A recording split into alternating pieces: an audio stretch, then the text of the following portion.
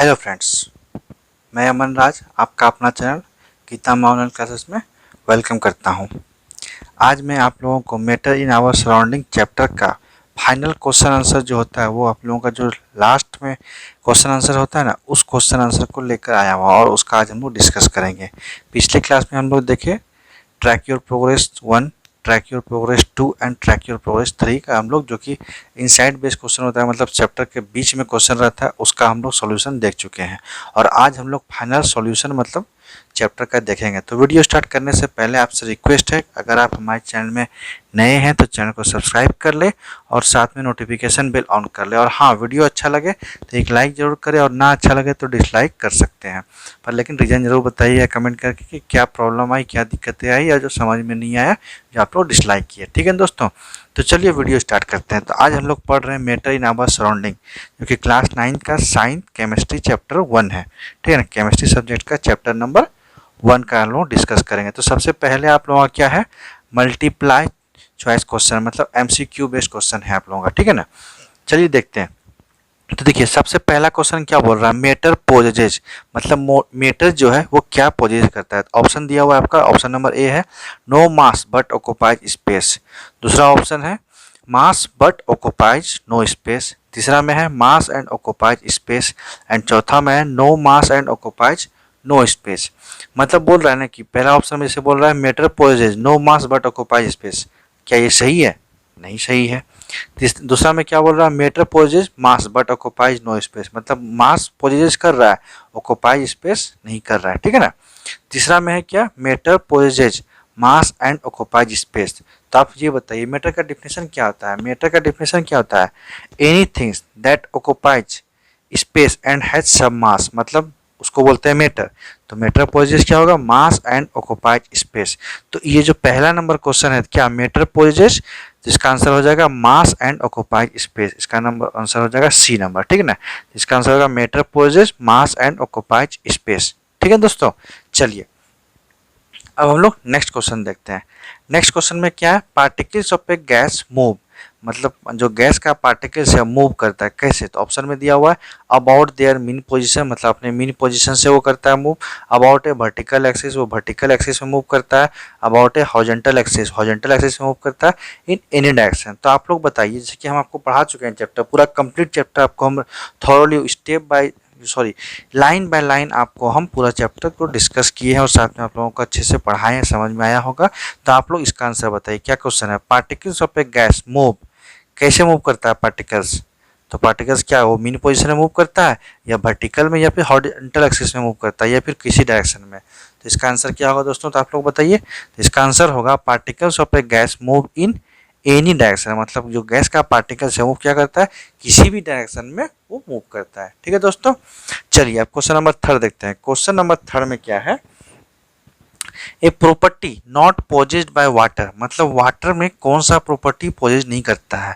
It can flow, water flow करता है। It has mass, water का मास होता है। It has a definite shape, water का डिफिनिट शेप होता है। It has fixed volume, water का फिक्स्ड वॉल्यूम होता है।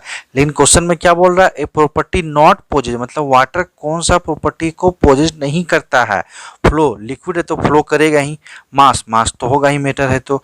और it has a definite shape, अब देखिए वाटर क्या है, लिक्विड, लिक्विड का क्या होता है, डिफिनिट शेप नहीं होता है, इसका क्या होता है, डिफिनिट वॉल्यूम। तो इसका आंसर हो जाएगा आपका definite shape, it has a definite shape. तो इसमें क्यों यहाँ पे लिखा हुआ है not possess, a property not possess by water, तो क्या होता है, it has a definite shape. Water क्या करता है, वाटर का कौन सा प्रॉपर्टी पोजेज नहीं करता है, वाटर को डिफिनिट शेप नहीं होता है, वॉल्यूम होता है डिफिनिट, बट शेप नहीं होता है डिफिनिट। ठीक है दोस्तों, चलिए अब आगे देखिए क्वेश्चन नंबर 4।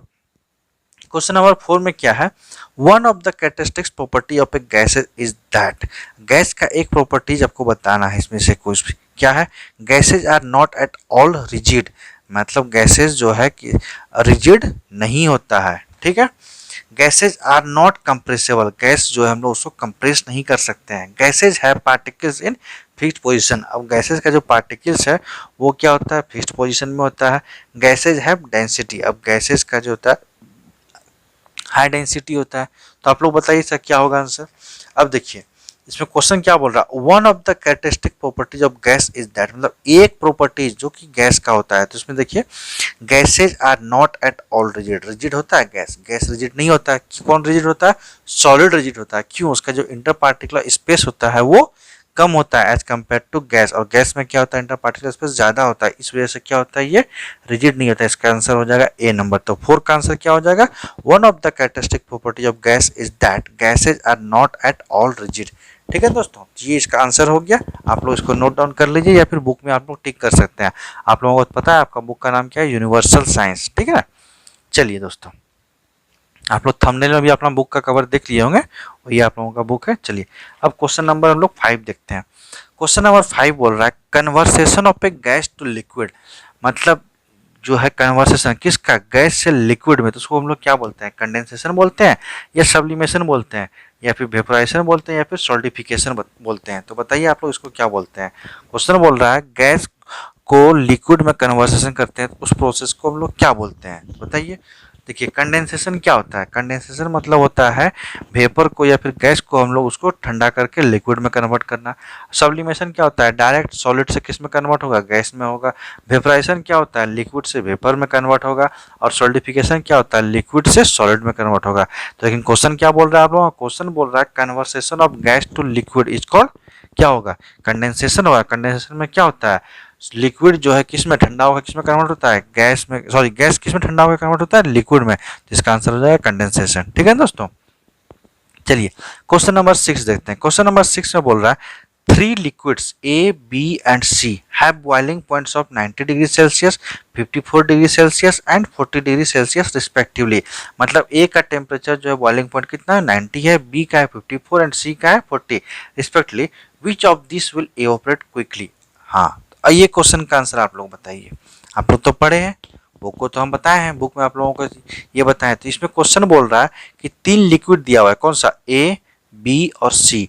3 लिक्विड दिया है जिसका बॉइलिंग पॉइंट है, एक का 90 डिग्री, ए का है 90 डिग्री, बी का है 54 और सी का है 40 डिग्री सेल्सियस। ठीक है ना, तो इसमें से जो है कौन सा लिक्विड क्विकली इवोपरेट करेगा। तो सबसे पहले ये बताइए क्विकली इवोपरेट कौन करेगा, जिसका बॉइलिंग पॉइंट कम होगा।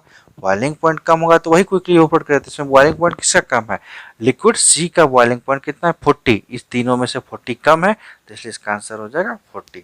ठीक है दोस्तों, चलिए अब क्वेश्चन नंबर 7 देखते हैं। हम लोग 6 तक हम लोग देख चुके हैं, क्वेश्चन नंबर 7 देखते हैं। क्वेश्चन नंबर 7 क्या बोल रहा है, an example of a subliming solid, मतलब सबलिमिंग सॉलिड का एक एग्जाम्पल आप लोगों को देना है। ऑप्शन कौन सा है, sodium chloride, copper sulphate, lead sulphide और एमोनियम क्लोराइड।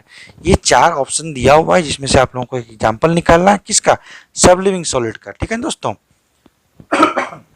सॉरी, तो आप लोगों को बताना है सबलिमिंग सॉलिड का एग्जाम्पल। तो ये बताइए इसमें से कौन सा होगा।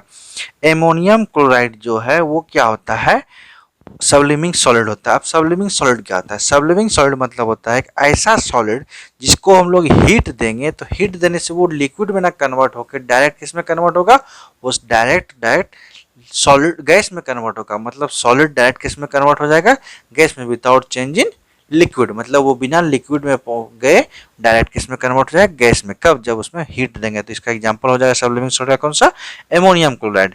ठीक है ना, चलिए अब क्वेश्चन नंबर 8 देखते हैं। क्वेश्चन नंबर 8 में बोल रहा है what is the relation between Kelvin and Celsius scale temperature. अब आप लोगों को रिलेशन बताना है किसके बीच में, kelvin scale, kelvin and Celsius scale के बीच में, जो कि टेम्परेचर का ये यूनिट होता है। तो उसका रिलेशन बताना है। तो ऑप्शन में दिया हुआ है आप लोगों का, ऑप्शन में पहला ऑप्शन ए में है K equal to 273 minus degree Celsius, B में है C इक्वल मतलब degree Celsius equal to K minus 273, C में है K equal to 273 into degree Celsius और डी में है आपका K equal to degree Celsius minus 273।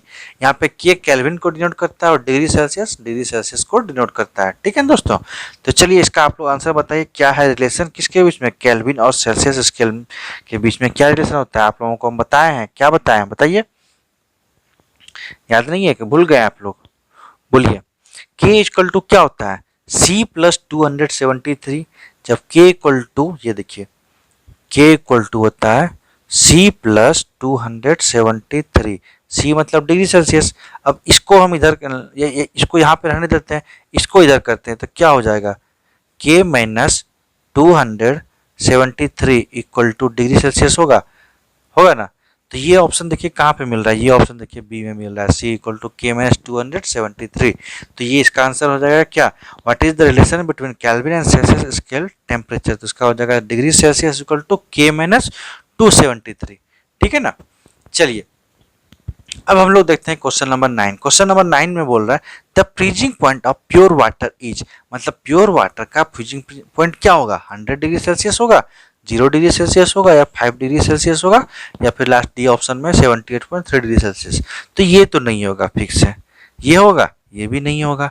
अब देखिए 100 और 0, आप लोग तो पढ़े होंगे 100 में। 100 में क्या होता है, बॉइलिंग पॉइंट होता है, किसका, वाटर का। तो वाटर का जो बॉइलिंग पॉइंट होता है वो 100 डिग्री सेल्सियस होता है। तो फ्रीजिंग पॉइंट क्या होगा, 0। फ्रीजिंग मतलब होता है ठंडा, तो 0 से स्टार्ट हो जाएगा ठंडा, तो फ्रीजिंग पॉइंट क्या होगा वाटर का, 0 डिग्री सेल्सियस। और 100 डिग्री क्या होगा, बॉइलिंग पॉइंट होगा, किसका, वाटर का। ठीक है ना दोस्तों। चलिए अब क्वेश्चन नंबर 10 देखते हैं। क्वेश्चन नंबर 10 में है the temperature at which vapour changes into liquid is called. अब बताइए, इसमें ऑप्शन है बॉइलिंग, कंडेंसेशन, मेल्टिंग और none of the above. Question वो बोल रहा है temperature at which vapour changes into liquid is called. अब एक टेम्परेचर पे जब वेपर चेंज होता है किसमें, लिक्विड में, तो उसको हम लोग क्या बोलते हैं बताइए। वेपर से अगर लिक्विड में कन्वर्ट होगा तो उसको हम लोग क्या बोलते हैं। सबसे पहले ऑप्शन से देखते हैं। ऑप्शन बॉइलिंग बोल रहा है। बॉइलिंग मतलब क्या होता है, बॉइलिंग मतलब होता है लिक्विड को जब हम लोग गर्म करेंगे तो वो होगा बॉइलिंग। कंडेंसेशन क्या होता है, जब गैस को हम लोग ठंडा करेंगे और लिक्विड बनेगा उसको बोलेंगे कंडेंसेशन। मेल्टिंग क्या होता है, जब सॉलिड को हम लोग लिक्विड में कन्वर्ट करेंगे हीटिंग देके तो उसको बोलेंगे मेल्टिंग। तो ये हुआ किसका मतलब कि आंसर, ये क्वेश्चन बोल रहा है vapour changes into liquid, the temperature at which vapour changes it's liquid is called. मतलब वेपर से किस में कन्वर्ट हो रहा है, लिक्विड में, और ये कब होगा, ठंडा होने पे। ठंडा किस में होता है, कंडेंसेशन में। बॉइलिंग में क्या होता है, लिक्विड से वेपर में कन्वर्ट होता है हीटिंग देने पे। तो ये उल्टा है, लेकिन यहाँ बोल रहा है वेपर से लिक्विड तो कंडेंसेशन होगा। अगर बोलता लिक्विड से वेपर तो होता बॉइलिंग। लेकिन ये बोल रहा है क्वेश्चन में क्या, the temperature at which vapour changes into liquid is called condensation हो जाएगा। ठीक है दोस्तों। चलिए तो आज आप लोगों का यहीं तक क्लास रखते हैं। अब हम क्लास को ज़्यादा लंबा नहीं करते हैं, आपका शॉर्ट ही क्लास करते हैं, और अब क्वेश्चन को हम छोटे छोटे वीडियो के टुकड़े टुकड़े करके आप लोगों को क्वेश्चन पहुंचाएंगे। इससे क्या होगा, आप लोगों को भी बर्डन नहीं पड़ेगा और धीरे धीरे करके आप लोग पूरा चैप्टर को कवर कर लेंगे। ठीक है दोस्तों। तो ठीक है, आज हम वीडियो यहीं पे स्टॉप करते हैं, फिर नेक्स्ट वीडियो में इसके आगे का क्वेश्चन लेके आएंगे। और वीडियो स्टॉप करने से पहले आपसे रिक्वेस्ट करते हैं कि अगर आप हमारे चैनल में नए हैं तो चैनल को सब्सक्राइब कर ले और साथ में नोटिफिकेशन बेल ऑन कर ले। और हाँ, वीडियो अच्छा लगे तो एक लाइक जरूर करें और अपने दोस्तों में ज़्यादा से ज़्यादा शेयर करें। अब आप लोग बोलते हैं सर सब्सक्राइब करने बोलते हैं, साथ में नोटिफिकेशन बेल क्यों ऑन करने बोलते हैं। तो नोटिफिकेशन बेल ऑन करने से ये होता है दोस्तों कि अगर हम आप लोग मेरे चैनल से सब्सक्राइब करके नोटिफिकेशन बेल ऑन कर लेंगे तो इससे क्या होगा, तो हम जो भी वीडियो बनाएंगे, जो भी क्वेश्चन रिलेटेड या पढ़ाई रिलेटेड जो भी हम वीडियो बनाएंगे उसका नोटिफिकेशन आप तक सबसे पहले पहुँचेगा। एक फ्लैश मैसेज के जरिए आपको वो पहुँचेगा और आप लोग उसके थ्रू देख लेंगे वीडियो और कोई भी वीडियो आपका मिस नहीं होगा। ठीक है दोस्तों। इसलिए आप लोगों को बोला जाता है कि सब्सक्राइब कर ले और साथ में नोटिफिकेशन बेल ऑन कर ले। बिना सब्सक्राइब का नोटिफिकेशन बेल ऑन नहीं होता है। ठीक है ना। नोटिफिकेशन ऑन करने से क्या होगा, आप तक नोटिफिकेशन कोई भी नहीं छूटेगा और कोई भी वीडियो नहीं छूटेगा। कोई वीडियो नहीं छूटेगा तो कोई भी क्वेश्चन नहीं छूटेगा, या फिर कोई भी चैप्टर का नॉलेज या फिर जो पढ़ाएंगे आपको वो नहीं छूटेगा। कोई भी मेरा वीडियो मिस नहीं होगा। ठीक है दोस्तों। फिर मिलते हैं। Thank you. जय हिंद, जय भारत। ठीक है, अच्छे से आप लोग इसको नोट डाउन कर लीजिए। चलिए एक बार फिर से हम ओवरव्यू दिखा देते हैं, देख लीजिए। एक का आंसर होगा सी नंबर, 2 का आंसर होगा डी नंबर, 3 का आंसर होगा सी नंबर, 4 का होगा ए नंबर, और 5 का होगा ए नंबर, 6 का होगा सी नंबर, 7 का होगा डी नंबर, 8 का होगा बी नंबर, 9 का होगा बी नंबर, 10 का भी होगा बी नंबर। तो ये था आप लोगों का क्वेश्चन। आप लोगों को देखना है फिर से, देख लीजिए, अच्छे से देख लीजिए। स्क्रीनशॉट लेना है तो स्क्रीनशॉट भी आप लोग ले सकते हैं। ठीक है दोस्तों। चलिए, तो आप लोग स्क्रीनशॉट ले चुके होंगे। अब हम वीडियो को स्टॉप करते हैं, फिर मिलते हैं। Thank you.